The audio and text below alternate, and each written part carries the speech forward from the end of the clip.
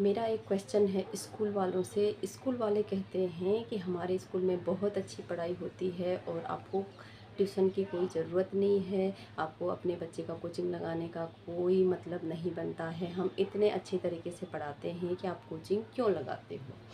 तो जब एग्ज़ाम होते हैं और जिस सब्जेक्ट में बच्चे का कोचिंग है उस सब्जेक्ट में बच्चे के 60 में से 60 मार्क्स आते हैं और जिस सब्जेक्ट का कोचिंग नहीं है उस सब्जेक्ट में 60 में से 20 मार्क्स आते हैं। तो सवाल ये उठता है कि जब आप इतना दावा ठोकते हो कि हमारे स्कूल में बहुत अच्छी पढ़ाई होती है, आपको कोचिंग लगाने की कोई ज़रूरत नहीं है, तो आपकी पढ़ाई उन सब्जेक्ट में क्यों नहीं दिख रही है जिन सब्जेक्ट का कोचिंग नहीं है। उनमें दिखना चाहिए। आपकी पढ़ाई इतनी काबिल है, आप इतने अच्छे तरीके से समझाते हो, पढ़ाते हो, तो आपकी पढ़ाई उनमें भी दिखनी चाहिए। कोचिंग वाला आपके स्कूल का टीचर नहीं है, कोचिंग वाले का स्कूल से कोई रिलेशन नहीं है, स्कूल अलग है, कोचिंग अलग है। पेपर आप लोग बनाते हो, कॉपियाँ आप लोग चेक करते हो, फिर आप ही कहते हो कि इस सब्जेक्ट में बहुत अच्छे नंबर हैं। तो जब अच्छे नंबर हैं, जिस सब्जेक्ट का कोचिंग है उसमें अच्छे नंबर हैं, तो अदर सब्जेक्ट में नंबर क्यों कम है। जब आप ये दावा ठोकते हो कि हमारे स्कूल में बहुत अच्छी पढ़ाई होती है, आपके बच्चे को कोचिंग की बिल्कुल भी ज़रूरत नहीं है, बिल्कुल नहीं। पेरेंट्स का पैसा एक्स्ट्रा जाता है कोचिंग की वजह से, किसी को खुशी नहीं मिलती है। लेकिन आप अगर इस तरीके से पढ़ाओ कि बच्चे को समझ में आए तो कोचिंग का पैसा पेरेंट्स का बचेगा। किसी को खुशी नहीं मिलती है एक्स्ट्रा पैसा वेस्ट करने में अपना।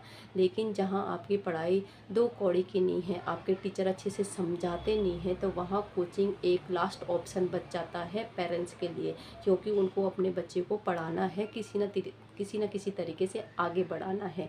आप जब दावा ठोकते हो तो उस दावे को सच साबित करके दिखाओ। पहले तो बच्चों को सेल्फ स्टडी करना चाहिए। हर बच्चे को सेल्फ स्टडी से ही बच्चा आगे बढ़ता है, ये सबसे बेस्ट ऑप्शन है। लेकिन जब जो बच्चा सेल्फ स्टडी करने में रुचि नहीं रखता है, तो उसको किसी न किसी गाइडेंस की ज़रूरत पड़ती है, तो आप वो गाइडेंस क्यों नहीं बनते हो। आप इस सिर्फ फॉर्मेलिटी अदा करने आते हो। 40 मिनट का पीरियड होता है, आप क्लास में आए, अब आपने अपनी क्लास ली और आप चलते बने।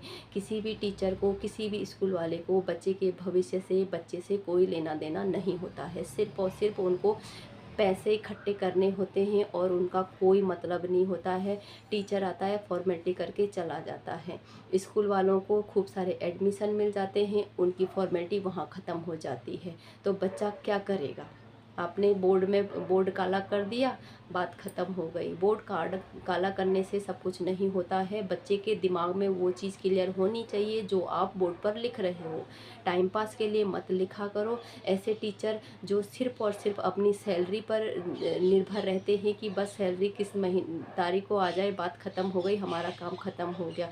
आपका काम ख़त्म नहीं होता है। आपके ऊपर